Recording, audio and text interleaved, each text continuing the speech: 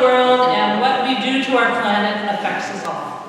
But at the same time, we're lucky to be Canadian and have the privilege to vote and the right to have differing opinions. To celebrate this, I'd like to ask you to all stand and sing the national anthem. Yes! Yes! Oh, Canada, our home and days and land, to face love, in all our sons and we'll flow in our seas, see us, the simple, strong and free. From far and wide, O Canada, descend on our fourteen.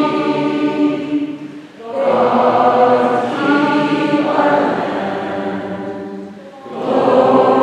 glorious and free. O Canada, we stand on guard for thee. O Canada, we stand on guard for thee. Thank you. We're going to just move this right along because we have a time period and we want to get a lot done. I'd like to present this evening's moderator. His name is Ray Young. He's a facilitator for organizations and individuals, teaching them how to creatively identify the problems and then generate ideas on how to solve them. He's asked to MC and be speaker at lots of events, and he's also an announcer on Hearing Radio. Ray Young, I'm passing it over to him.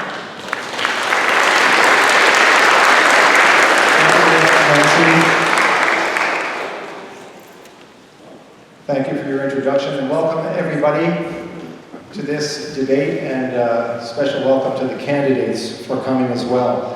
The first thing I want to do is a land acknowledgement.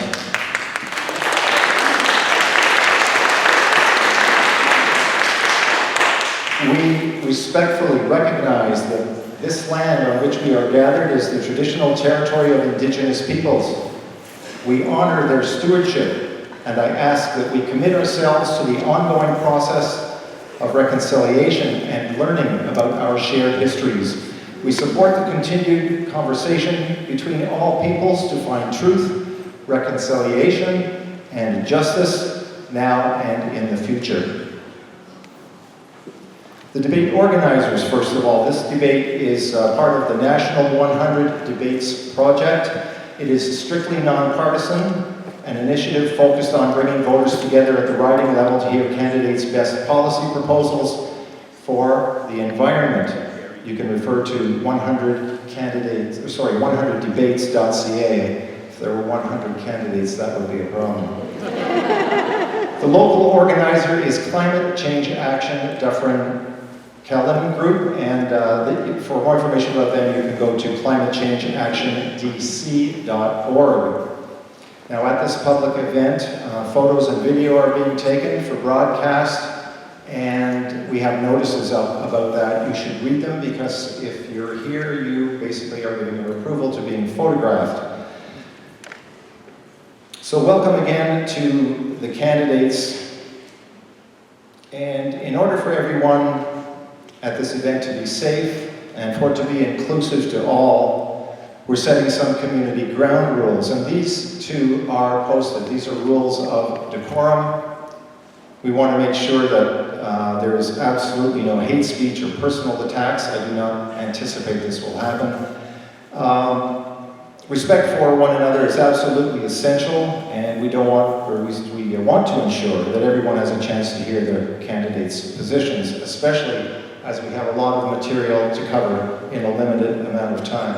Now, the structure of the debate is going to be such that each candidate will have 1 minute to do an individual introduction presentation, and that will be followed by 4 100 Debates national type questions. That will be followed by a couple of local questions from Climate Change Action Dufferin-Caledon, and then we're going to be turning the questioning over to you. And in that regard, we have a couple of runners who will pick up your questions from you. There are cards with writing implements so you can write your questions down, and those questions will be selected randomly to be given to me to be read to the candidates. And there are our runners right over there. Hold up your hands, girls. All right, thank you very much for being here.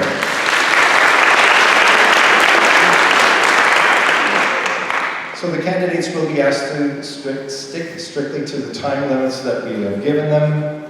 The prepared questions that we have are going to be projected at the front, to my right and to my left, so you can see them and remind yourselves about what is being asked. Once again, the location of the washrooms is downstairs, but we ask that you leave by this door to my right at the front of the hall. Exits, if we need them, and we've already had one false fire alarm here tonight, are behind me, of course, off to right and left at the rear of the venue. So we'll start right now with the candidates giving their initial remarks, and the order of speaking has been chosen at random. First up, we have Alison Brown. She is with the New Democratic Party. And Alison, you're on the clock. Bonsoir mesdames et messieurs. Je m'appelle Alison Brown. On se bat pour vous.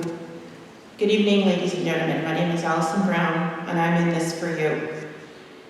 I am a registered nurse and have served my community by taking care, having the privilege of caring for many people. This opportunity to serve has transitioned into the political realm, where I'm willing to serve the community of Dufferin-Caledon.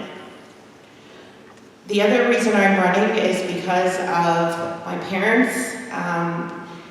They've sacrificed a lot being immigrants to this country, and this is a testament to running for all those who have sacrificed for others so that others can do better. Finally, I'm running because there are so many issues around climate change, small business issues, etc., and I want to represent Dufferin-Caledon for that.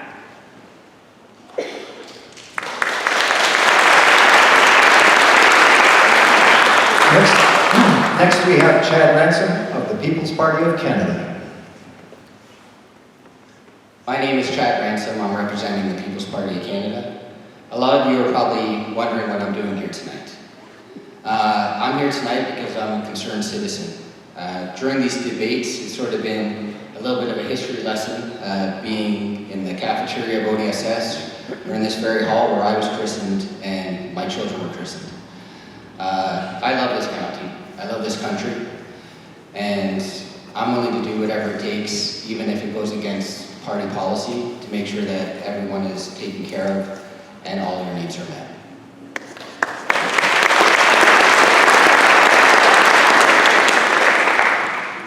Next, we have from the Liberal Party, Michelle Fisher.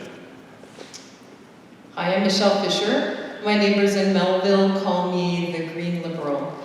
I was part of Camp Citizens Against the Melville Pit early on when I moved to Caledon, working actively to take the case to the OMB to help protect our water.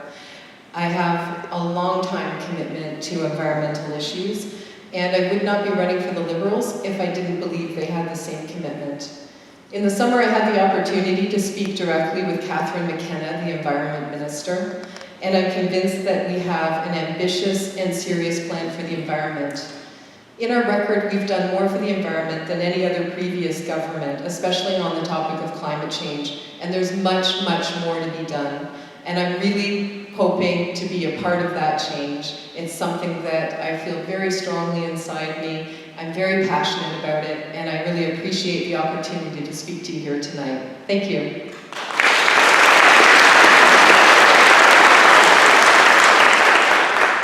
Now we will hear from Kyle Seaback, who is representing the Conservative Party. Yes, I'm Kyle Seaback. I'm the Conservative candidate here in Dufferin-Caledon. I want to leave a cleaner and greener planet for my children, just like all of us who are here today. I'm proud of the Conservative Party's policy document on the environment and climate change. If you haven't had a chance, you should take the time to look at it. It's got a website of all of its own, arealplan.ca. It's right here. It is a 60-page document. It is based on 3 things. 1, green technology, not taxes. 2, a cleaner and greener natural environment. And 3, taking the climate change fight globally. In this now, I'm going to talk about globally. Canada is 1.6% of global emissions. Even if we reach our Paris Accord targets, which we aren't under the current Liberal plan, that's what the Parliamentary Budget Officer said, it won't solve the problem because big countries constantly are increasing their greenhouse gas emissions. We have to get them on side. Thank you.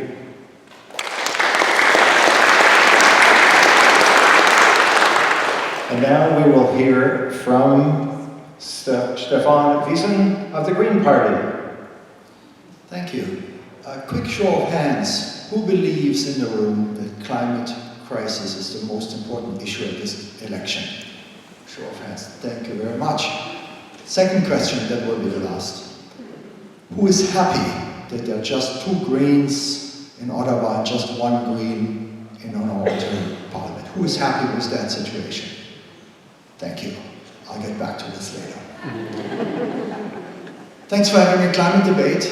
That's the debate where it's a make or break for the Green Party. We have an extremely comprehensive plan. It's called Mission Possible. It's 20 points of different activities I will introduce you to. And I will also prove that it's lack of political willpower of the old land parties that have prevented us to make any progress when it comes to climate change. Thank you.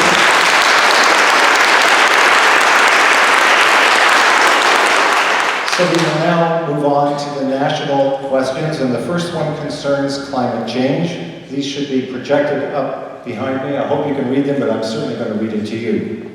Around the world, we are seeing inspiring examples of leadership to reduce greenhouse gas pollution and accelerate the shift to a green economy.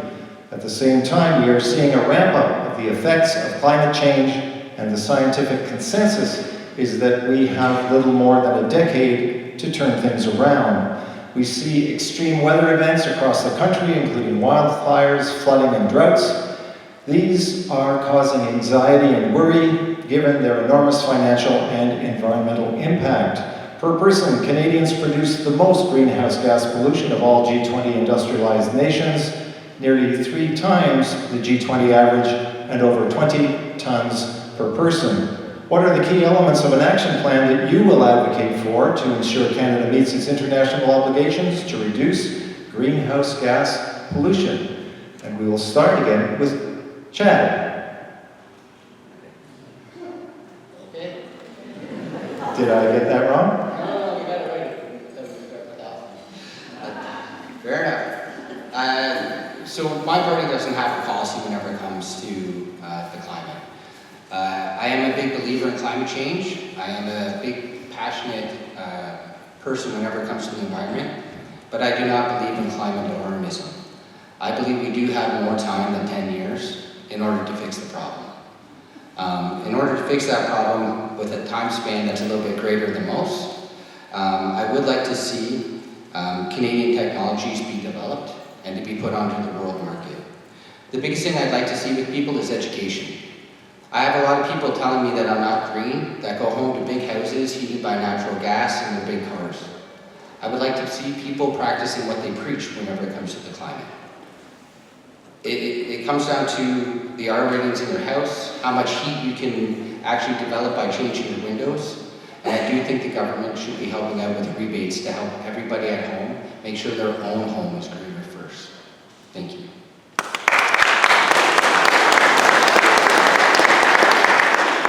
And now Michelle, please. The good news is, through the Liberals' initiatives over the last 4 years, we are 3/4 of the way there to reaching our Paris Accord agreements. So we have 11 years to reach the last 25%. Some of the things that the Liberals have planned, first of all, net zero emissions by 2050, legally binding 5-year milestones so that every future government's feet will be held to the fire on this. We're going to plant 2 billion trees over the next 10 years as a natural drawdown system for carbon. We're putting infrastructure in place to make it easier for Canadians to transition to electric vehicles and take public transit that's powered by electricity rather than oil and gas. We're giving incentives to businesses to innovate in clean tech by cutting their corporate tax rates in half if they manufacture and distribute clean technology products. And finally, we're going to ban single-use plastics as early as 2021. And this is all great news for reducing greenhouse gas emissions. Thank you.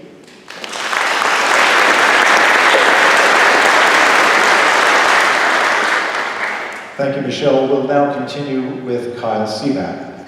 Thanks. It was actually the Conservative government that set the Paris Climate Change Accords, where we agreed to reduce greenhouse gases by 30% below 2005 levels by